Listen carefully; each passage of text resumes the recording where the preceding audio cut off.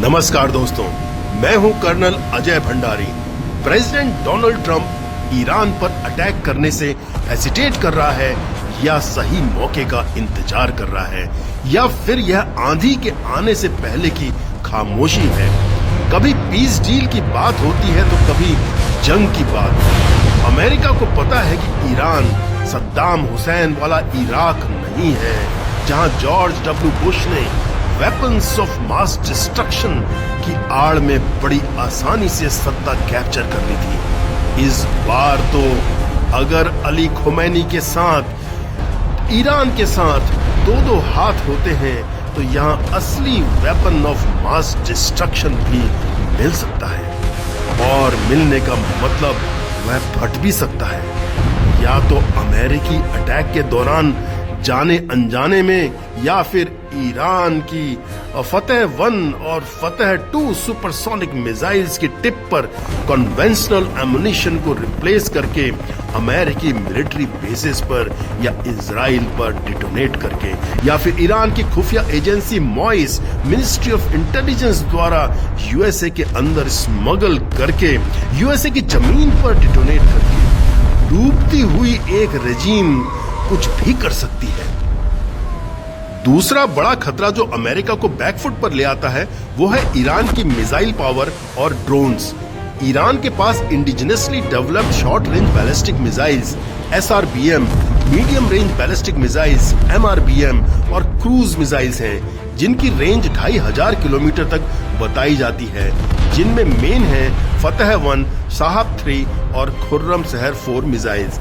जहां तक ड्रोन्स का सवाल है तो इसने रिवर्स इंजीनियरिंग करके अमेरिकन कैप्चर्ड ड्रोन्स की टेक्नोलॉजी को कॉपी किया है, जिनका फ्लाइट रेंज 2000 किलोमीटर तक है।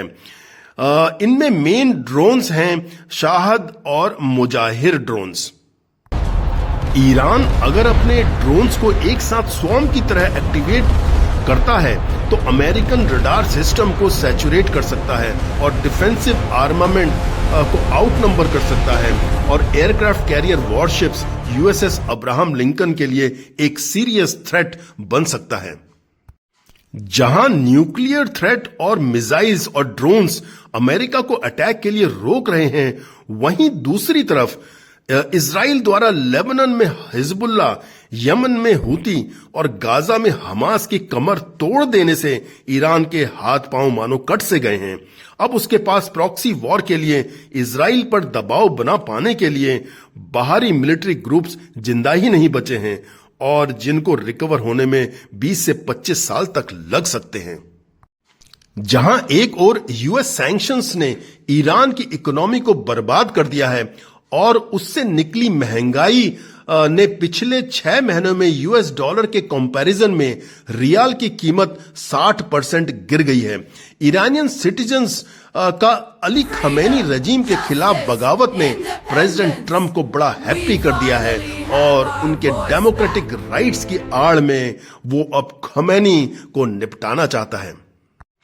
अमेरिका को पता है कि जैसे ही वो ईरान पर पहला वार करेगा तो ईरान पलट वार करके उसके सऊदी अरेबिया में, UAE में, इराक में और ओमान में लोकेटेड मिलिट्री ठिकानों पर मिसाइल से हमला करेगा। इसलिए अमेरिका ने ईरान के नजदीक प्रॉक्सिमिटी वाले बेसेस की थिनिंग आउट भी कर दी है। सऊदी अरेबिया भी ईरान के रिटेलिएशन से डर कर गला फाड़ कर कह रहा है कि वो इस हमले में शामिल नहीं होगा। अमेरिका जब भी D-Day डिसाइड करता है तो वह अपने पास्ट स्ट्रेटेजी के हिसाब से पहले तो अपने सैटेलाइट नेटवर्क के जरिए ईरान के सारे रडार स्टेशंस और कम्युनिकेशन नेटवर्क को जैम कर देगा। B-2 बॉम्बर्स और F-35 फाइटर जेट से बॉम्ब गिराएगा और नेवल बेसिस से Tomahawk cruise missiles fire करेगा, जिनका टारगेट होगा तेहरान और हमदान में लोकेटेड एयर बेसिस, नतांज और फर्दों में लोकेटेड न्यूक्लियर फैसिलिटीज, और खुरासन और हॉर्मुजगान में लोकेटेड अंडरग्राउंड मिसाइल साइट्स, बंदर अब्बास और बुशहर में लोकेटेड नेवल हब्स भी इन बॉम्ब्स और मिसाइल्स का टारगेट हो सकते हैं। US आर्मी की डेल्टा फोर्स कमांडोज और नेवी सील्स अपैचे हेलीकॉप्टर से प्रेसिडेंशियल एडमिनिस्ट्रेशन बिल्डिंग में रेड कर सकते हैं और प्रेसिडेंट मसूद पजस्किन और सुप्रीम लीडर अली खमेनी को कस्टडी में भी लिया जा सकता है। आर्मी चीफ अब्दुल रहीम मुसावी और डिफेंस मिनिस्टर ब्रिगेडियर जनरल अजीज नसीर जदे को ठिकाने भी लगाया जा सकता है। नेवल वॉरशिप्स नेवी सील के साथ मिलकर स्ट्रेट ऑफ हॉर्मुज पर कब्जा कर सकते हैं।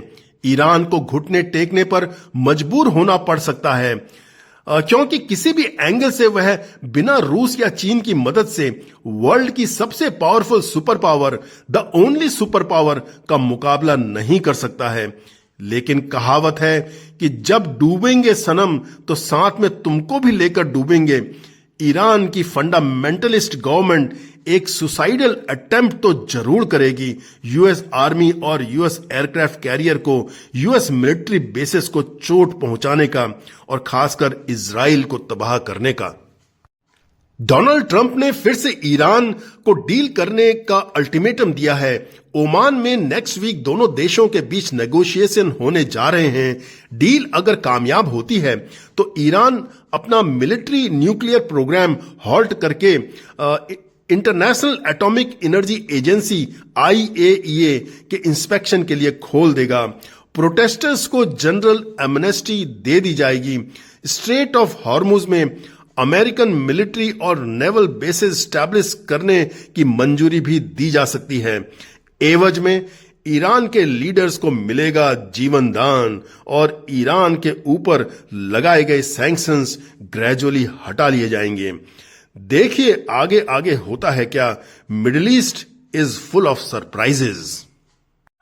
अमेरिका द्वारा अपने सिटीजन्स को तुरंत ईरान छोड़ देने की हिदायत और कई कंट्रीज द्वारा ईरान के लिए इंटरनेशनल फ्लाइट्स को बंद कर देना एक इंडिकेशन है कि मामला क्रिटिकलिटी पर पहुंच चुका है, गंभीर हो चुका है।